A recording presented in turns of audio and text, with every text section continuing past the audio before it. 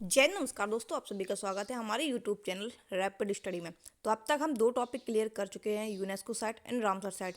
And third जो topic है वो है biosphere reserve and tiger reserve. तो इसकी जो पीडीएफ है वो आपको हमारे टेलीग्राम चैनल के माध्यम से आपको प्रोवाइड करवा दी जाती है। बाकी अगर आपको सभी यकीन बैच के सभी टॉपिक्स की पीडीएफ चाहिए तो आप हमारे चैनल से जुड़े रहिए। जिस दिन मुझे टाइम लगेगा उस दिन हम लिंक डाल देंगे, तो आप जुड़ जाना उस चैनल से, ठीक है। तो टाइगर रिजर्व के बारे में बात कर लेते हैं। तो टाइगर रिजर्व संरक्षण अधिनियम जो आता है, यानी कि राष्ट्रीय बाघ संरक्षण अधिनियम 1972 में आता है, जबकि 1973 में क्या होता है, भारत में टाइगर रिजर्व की स्थापना तात्कालिक पीएम इंदिरा गांधी के द्वारा की जाती है। क्योंकि इंदिरा गांधी के द्वारा तात्कालीन में की जाती है। इसमें क्या हुआ था कि भारत में ओवरऑल वर्ल्ड के 80% बाघ रहते हैं। कितने? 80% बाघ जो हैं, टाइगर्स जो हैं, वो रहते हैं वर्ल्ड के, ठीक है। इसके बाद अब बात आती है कि इम्पॉर्टेंट कौन कौन सी टॉपिक्स बन जाते हैं। तो इम्पॉर्टेंट टॉपिक्स जो है इसमें लिखे हुए हैं। सबसे पहले पूछा जाता है कि प्रोजेक्ट टाइगर कब शुरू हुआ था। तो प्रोजेक्ट टाइगर जो है वो 1973 में शुरू होता है। कब? 1973 में। भारत का पहला टाइगर रिजर्व कौन सा बनता है? तो उत्तराखंड का जिम कॉर्बेट नेशनल पार्क जो है वो भारत का पहला टाइगर रिजर्व बनता है। और भारत का 57वें नंबर का कौन सा, 57वें नंबर का जो वन्यजीव अभ्यारण्य है, ये रातापानी है। कौन सा है? रातापानी वन्यजीव अभ्यारण्य, जो कि एमपी में है। कहाँ पर है? एमपी में। और इसको जो है टाइगर रिजर्व घोषित किया गया है। वन्यजीव अभ्यारण्य को, रातापानी वन्यजीव अभ्यारण्य को टाइगर रिजर्व घोषित किया गया है, जो कि एमपी का है। वो भी कौन से नंबर का? तो 57वें नंबर का। इसके बाद TX2 अवार्ड 2010 में टाइगर रेंज देशों ने मिलकर की थी। किसकी? इस अवार्ड की, किसकी? TX2 अवार्ड की। इसका सम्मेलन 2010 में कहाँ पर होता है? तो सेंट पीटर्सबर्ग में इसका सम्मेलन होता है। किसका? TX2 अवार्ड का, जिसकी शुरुआत 2010 में सेंट पीटर्सबर्ग सम्मेलन में होती है। और 2010 में इसकी घोषणा हुई थी कि टाइगर रेंज देशों ने मिलकर इसकी घोषणा जो है वो की थी। बाघों की जनगणना कितने वर्ष में होती है? तो बाघों की जनगणना जो है वो 4 साल में की जाती है, याद रखेंगे। जबकि जनसंख्या की जो जनगणना है वो प्रत्येक 10 साल में की जाती है।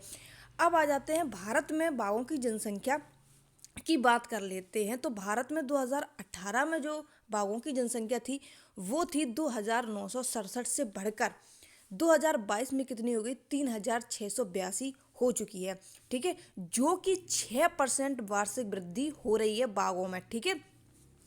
भारत दुनिया की लगभग 75% तथा बाघ आबादी का घर बन गया है।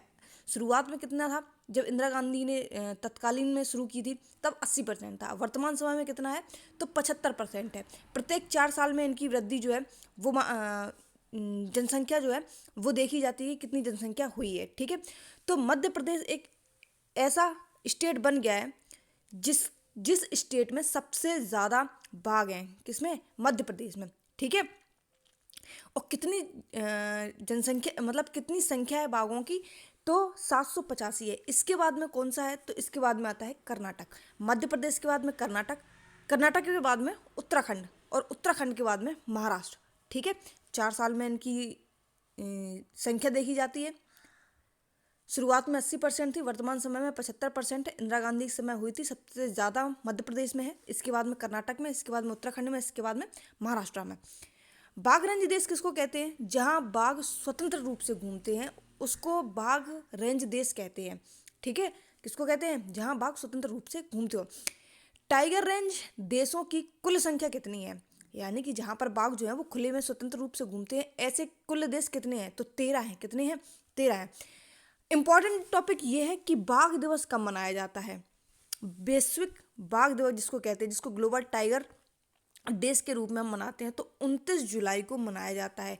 जिन पर ज़्यादा टिक कर रहे हैं वो इम्पोर्टेंट है ज़्यादा, ठीक है। टाइगर मैन ऑफ इंडिया किसको कहते हैं? तो कैलाश सांखला को टाइगर मैन ऑफ इंडिया के नाम से जानते हैं। 29 जुलाई को मनाया जाता है, ठीक है। कुल 13 देश हैं जो बाघ टाइगर रेंज देश में आते हैं, ठीक है, यानी कि स्वतंत्र रूप से घूमते हैं टाइगर सन में। अब आ जाते हैं कि भारत में कौन कौन से स्टेट में कौन कौन से टाइगर रिजर्व हैं जो इम्पोर्टेंट है। आंध्र प्रदेश का कौन सा है, तो श्रीशैलम है, जो कि नागार्जुन सागर पर स्थित है और भारत का सबसे बड़ा है नागार्जुन सागर श्रीशैलम टाइगर रिजर्व। ठीक है, कहाँ पर है, आंध्र प्रदेश में।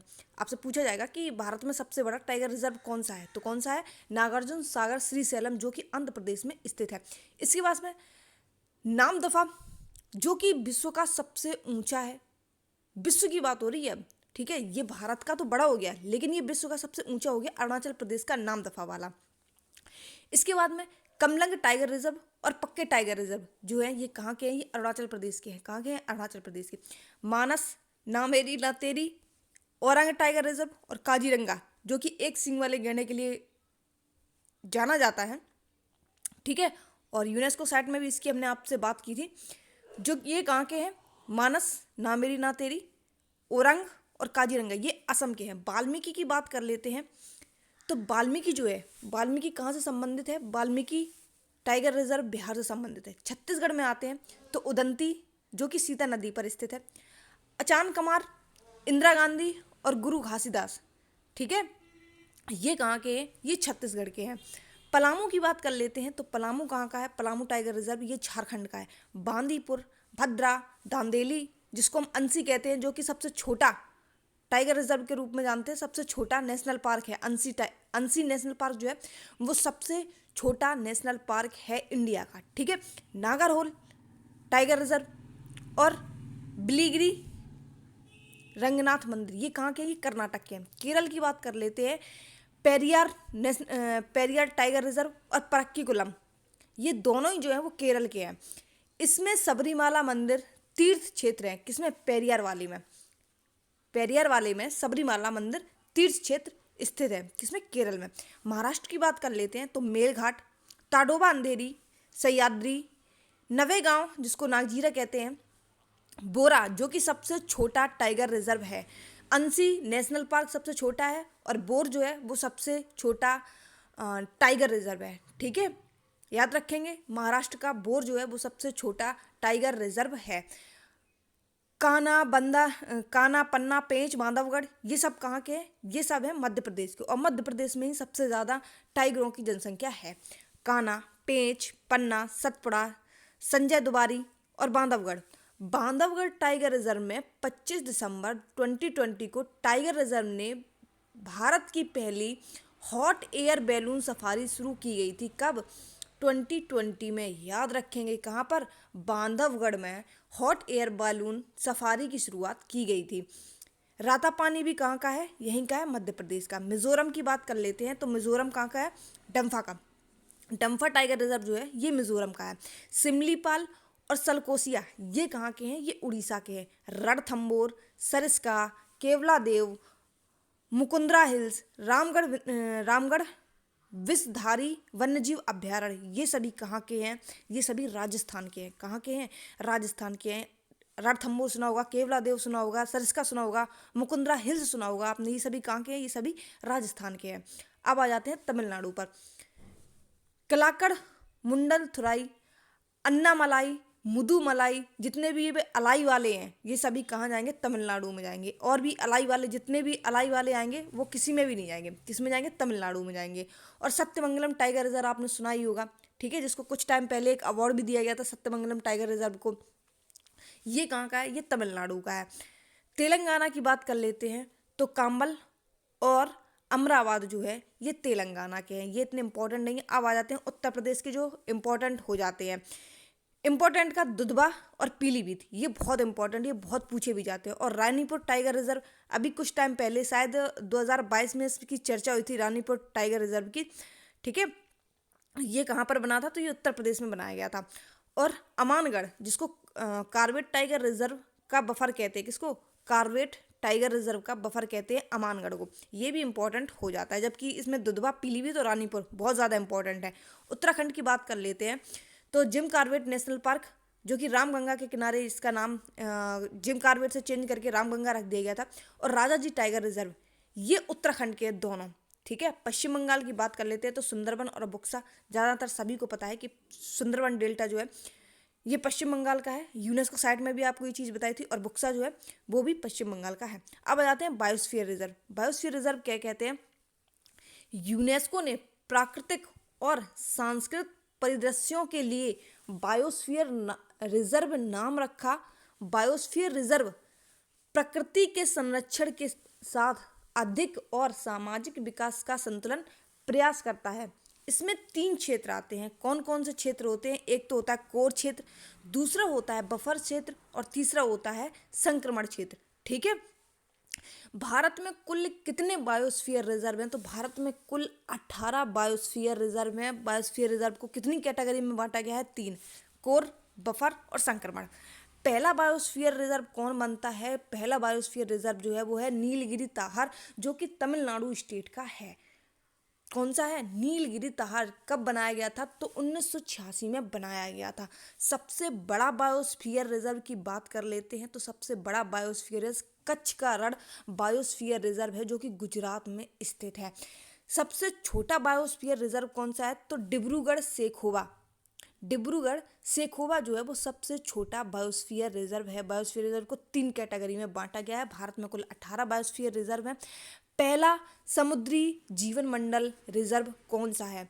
समुद्री जीवन मंडल की बात हो रही है यहाँ पे। ठीक है। तो ये मन्नार की खाड़ी वाला है, जो मन्नार बायोस्फीयर के रिजर्व के नाम से जानते हैं, जो कि तमिलनाडु में स्थित है। ठीक है। कुछ और इम्पोर्टेंट है, इनको देख लेते हैं, जो भी 18 है उनको। ठीक है, थोड़ा जल्दी जल्दी। वैसे इंपॉर्टेंट तो इतने ही बन जाते हैं कि सबसे बड़ा कौन सा है, सबसे छोटा कौन सा है, और समुद्री जीवमंडल वाला कौन सा है। इसके अलावा पहला बायोस्फीयर रिजर्व कौन सा है? पहला है नीलगिरी, सबसे बड़ा है कच्छ का रण, और सबसे छोटा जो है वो है डिब्रूगढ़ सैखोवा, और पहला समुद्री जीवमंडल है वो है मन्नार बायोस्फीयर रिजर्व। इनसे भी कभी कभी क्वेश्चन पूछ लेते हैं कि नीलगिरी कहाँ पर है? तो ये तमिलनाडु, तमिलनाडु, केरल और कर्नाटक के साइड में ये मिलते हैं आरक्षित क्षेत्र में। ठीक है। नीलगिरी जैवमंडल जो है वो। नंदागिरी सुना होगा, उत्तराखंड में स्थित है। मन्नार की खाड़ी तमिलनाडु में। नोक्रेक मेघालय, नोकराई। ठीक है, मेघा नोकराई। सुंदरबन पश्चिम बंगाल में। कई बार ये चीज़ हम आपको रिपीट कर चुके हैं। मानस असम में। सिमलीपाल उड़ीसा में। दिहांग और दिबांग अरुणाचल प्रदेश में। पंचमढ़ी मध्य प्रदेश में। बायोस्फीयर रिजर्व पंचमढ़ी भी आता है बायोस्फीयर रिजर्व में। ठीक है। अचनकमार और अमरकंटक बायोस्फीयर रिजर्व ये एमपी और छत्तीसगढ़ में। कच्छ का रण जो कि जंगली गधे के लिए जाना जाता है। कच्छ का रण जो कि सबसे बड़ा है। कच्छ का रण जो कि सबसे बड़ा है, ये किसके लिए जाना जाता है? जंगली गधे के लिए जाना जाता है। इंपॉर्टेंट है ये। और इसको कब बनाया गया था? 2008 में बनाया गया था, जो कि गुजरात के लिए है। ठीक है। कोल्ड डेजर्ट की बात कर लेते हैं, तो ये हिमाचल प्रदेश का है। कंचनजंगा जो कि एक सींग वाले गैंडे के लिए जाना जाता है, सिक्किम का है। अगस्तमलाई बायोस्फीयर रिजर्व जो कि केरल और तमिलनाडु में स्थित है।